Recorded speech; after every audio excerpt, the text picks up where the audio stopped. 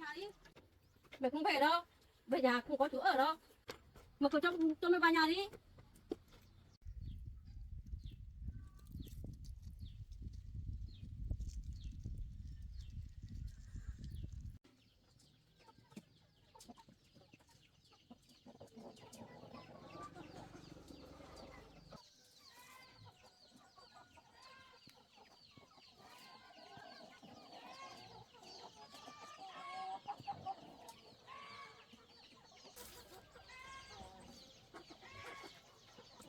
Tôi đến luôn rồi, cũng cứng cáp kìa. Thôi quá.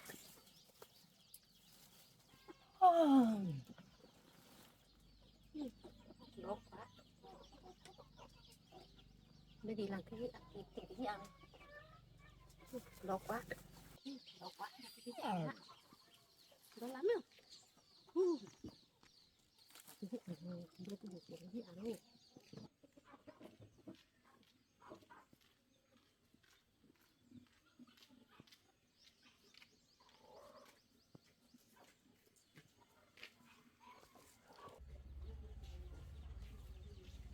Cho cái gì ăn không? Cho bà xin một cái bánh mì của sữa uống ăn nào? Ủa, Ăn hàng ngon quá. người ta để bán như vậy cho ăn xin đâu, cái này cũng mất tiền mua mà. Mấy hôm trước thấy có nhiều tiền đi mua con gà các thứ ăn, bây giờ tiền đâu hết rồi, sao đi ăn xin này? Vì tôi ra khỏi nhà được hai hôm rồi. Có cái gì ăn đó quá. Cái hàng này là để bán thôi chứ không cho xin đâu, bà đi đi. Bản đó quá. Mà thấy một to lắm mà, oai lắm mà. Thế chỉ chồng chỉ con ăn hôm nay đi ăn xin thế này. Hàng người ta để bán chứ không phải cho ăn xin đâu, đi chỗ khác xin đi. Đó Vì quá. sáng giờ chưa bán được cái gì đâu. Xin cũng to. Có về. Bà này mọi hôm thấy áp lắm, với chửi chồng chửi con, tiền thấy có tiền thấy oai. Đi mua ăn hôm nay chả biết thế nào lại xách túi đi ăn xin thế này nữa. Đáng đời nhà bà. Ác cho lắm hả? Đấy, ác cho lắm vào. Chồng mới đuổi ra khỏi nhà. Bây giờ đi ăn xin thấy sướng đời chưa? Biết khổ chưa? Lúc có tiền thì oai, chửi chồng chửi con. Bây giờ chồng đuổi ra khỏi nhà không có gì ăn là đi ăn xin thôi, xách túi đi ăn xin thôi. Thế này chết chưa? Đáng đời chưa?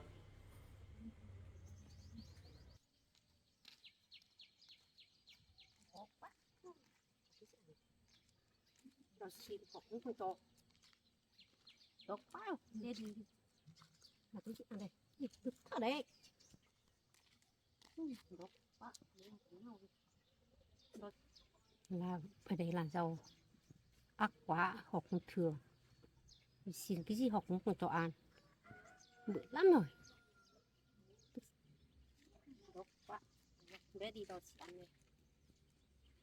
Để đâu đi từ đây á. Mình ngồi xin cái không to.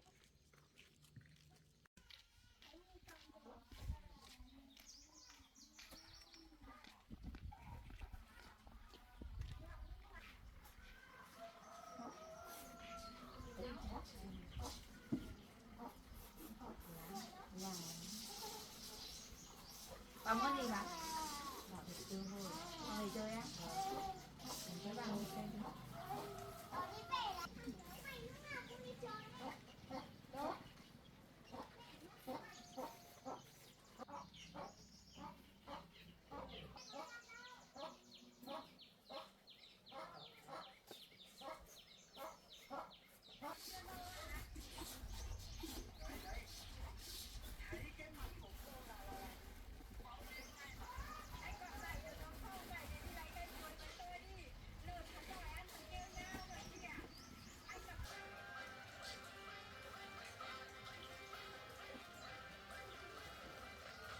Bà nhìn gì bà? Cho bà hàng thế này có bánh mì không? Cho bà xin cái bánh mì với hồi xưa ăn bà đó quá. Bánh mì nhà cháu có mà. Nhưng mà cháu để bán thôi. Đúng rồi, hôm nay được ăn cơm. Vâng, cháu để bán thôi bà. Thế cho bà xin cái hồi đó quá. Không có cái gì ăn. Cháu để bán thôi, không cho được đâu bà. Đó. Cho bà xin một cái bánh mì đi, bà đó quá. Bánh mì à? mình thấy ngày này không có cái gì ăn. Thế thì để cháu thấy bà đáng thương quá, cho bà một cái thôi nhá. Vâng. Lần sau là cháu không cho nữa đâu nhá. Vâng.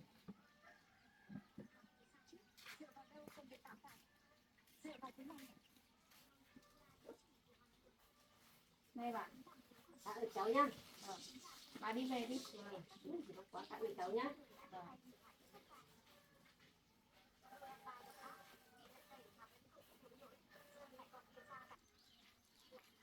Nào. Nó là cái kia xin học hay con. May quá, chẳng có nó xin có chỗ. Và bây giờ đấy. Hai đứa thì đâu quá.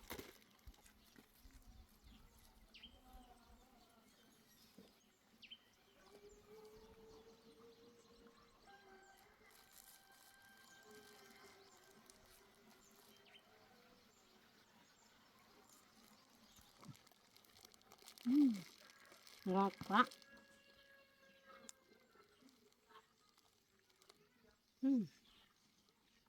Ngon. Một cái món này cũng ngon. Không có cái gì ăn. Nó sống hết thật thật đấy. Rồi tao đi bây giờ tao không biết đi đâu ở được. Khổ quá. Đó nữa. Cái cũng nó. Bây giờ từ tao đi tao không có nhà ở. Tao hết mấy này tao đi xin nhà có cửa ở đó. Nhà có chỗ ở không? Đó.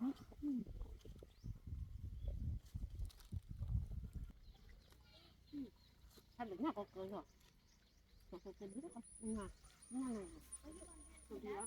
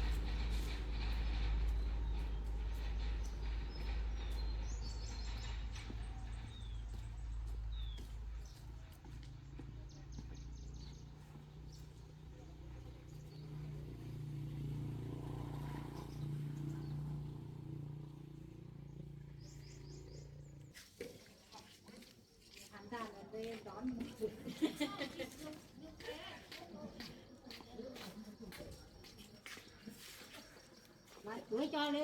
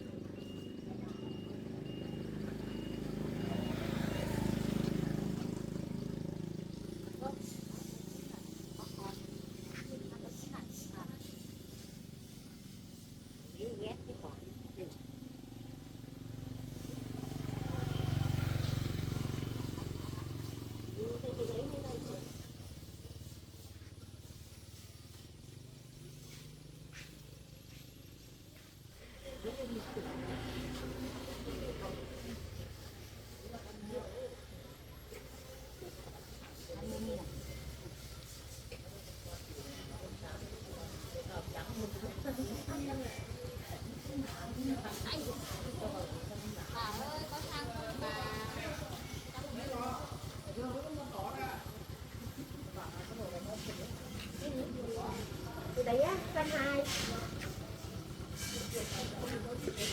Rồi mấy ra, cái đấy thì làm mấy ra.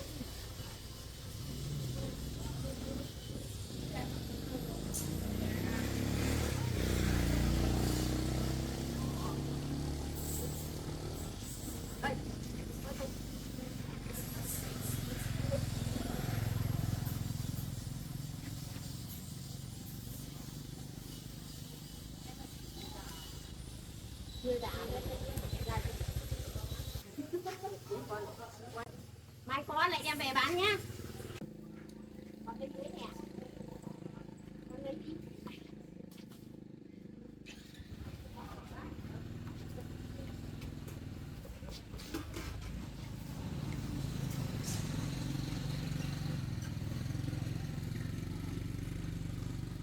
Nó đi nhau mà, đặt cắt lên nhé.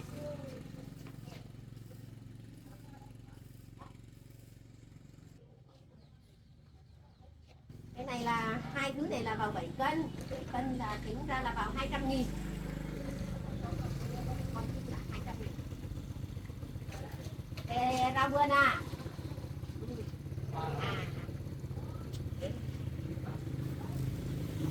Lần sau lại về mua nhá.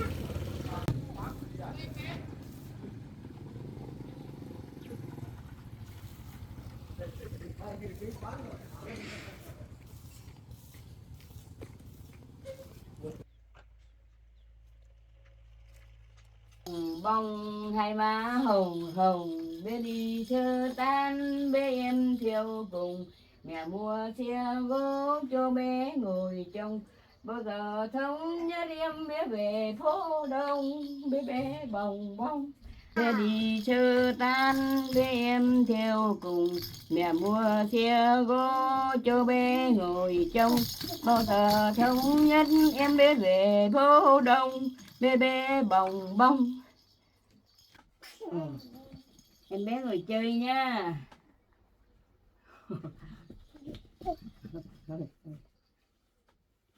Không ra, không ra, không ra, không ra đúng.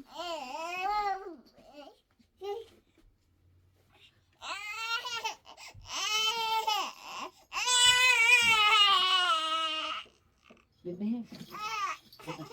rồi ra. Không ra nữa. À, biết ngoan nè, biết ngoan nào, biết ngoan, biết ngoan nè. À ô, là người ta đi cây lấy công, gần còn trông nhiều đời. Ô, đây đây đây đây này. À đây đây đây này. À đi đâu đi đâu đi đâu đâu. Mẹ kia mẹ ơi, mẹ đâu rồi? Mẹ à, mẹ em bé đi làm chưa về đâu. Nhà với bà tí mẹ về nhá.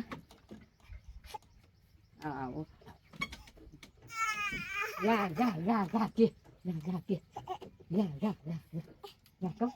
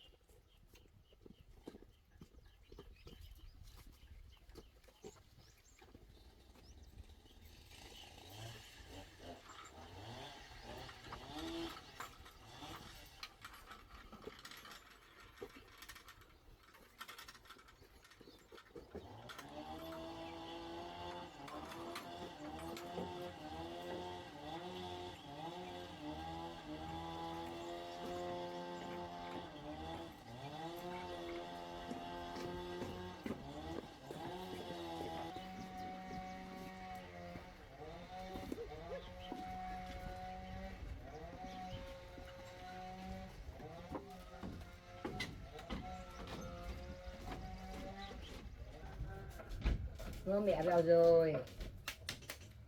Mẹ đi rửa tay rồi mẹ bế em nhá.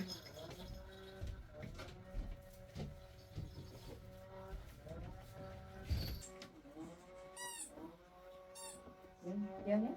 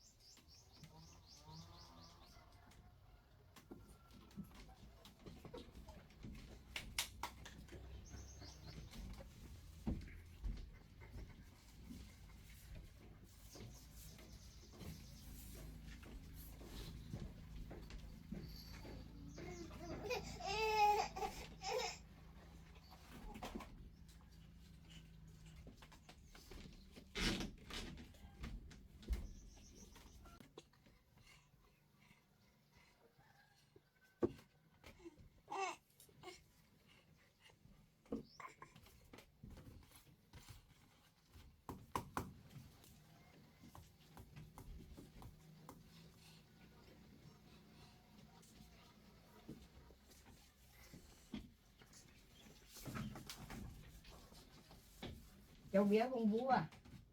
Cháu bé nãy nhà bạn cho ăn cháo nồi rồi.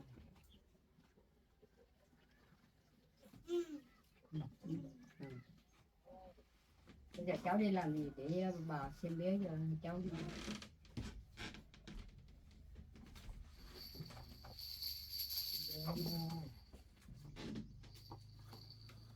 Cháu đi làm việc ạ.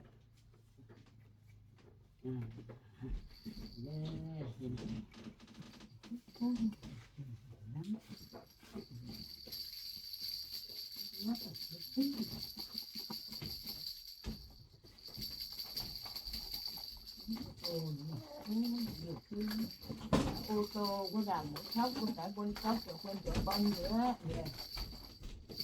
Một tháng sau Tết của thiếu nhi, nhà em đưa đi thăm quà màu dịch. Có nhiều cái thích của cá ô tô, và quân thủa bông của gà mổ thóc, có cả quân cóc.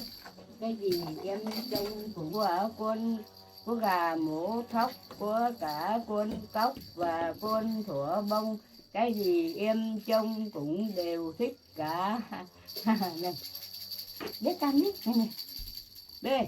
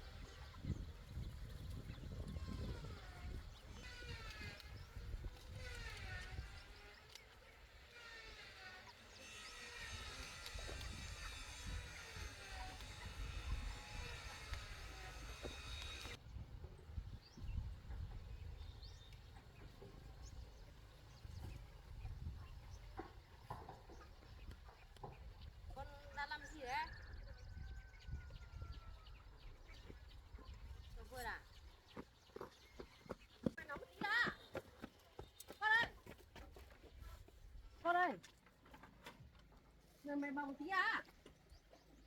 Thật cứ làm gì cho mày vào nhà đi. Con ơi, cho mày vào nhà một tí. Con ơi, cho mày vào nhà đi. Bố đủ mày ra khỏi nhà rồi. Bây giờ mày không có chỗ ở rồi. Từ mấy ngày hôm nay mày đói lắm rồi. Mày không có cửa ăn. Cho mày vào nhà đi. Cho mày vào nhà ở với con đi. Mày không về đâu. Về nhà không có chỗ ở đâu.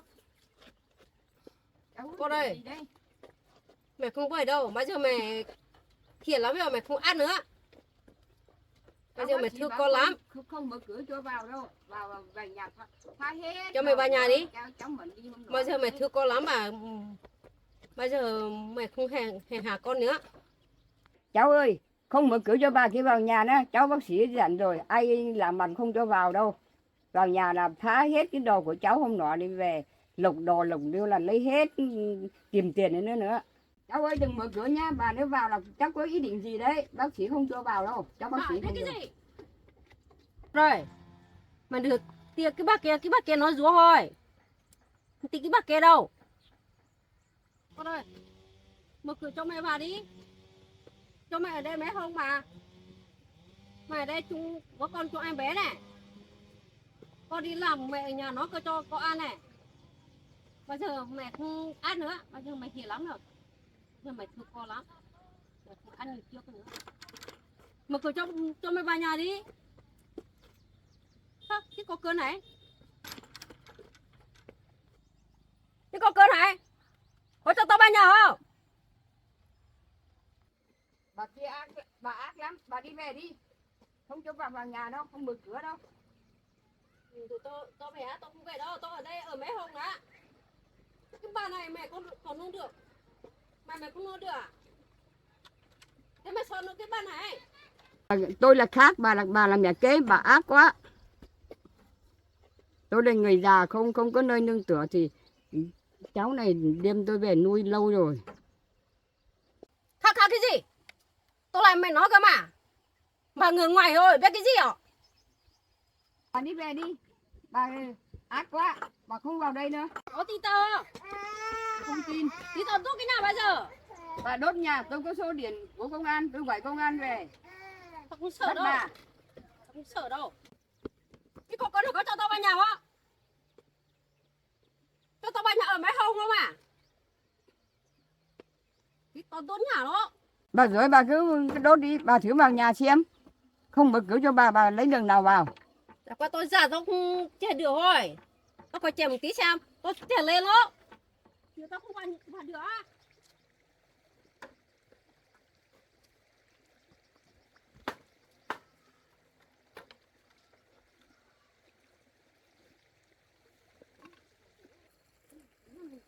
Quá không vào được. Bà đi về đi, bà không vào nhà đấy được đâu. Không ai mở cửa cho bà.